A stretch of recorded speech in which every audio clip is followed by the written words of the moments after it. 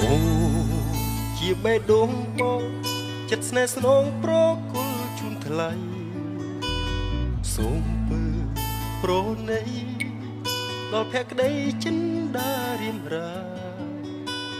រាល់យប់យល់សូបានឃើញតែអូនអ្នកនឹងខ្លួននឹងត្រីឯកាអូនអើយតើបើនៅទីណា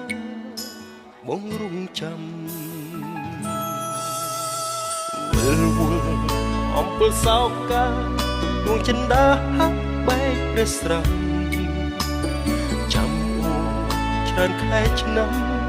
ក៏ស៊ូទ្រាំរងចាំតែពើគេងទន្ទឹងចាំមើលផ្លូវលួឥឡូវក៏នៅប្រាថ្នា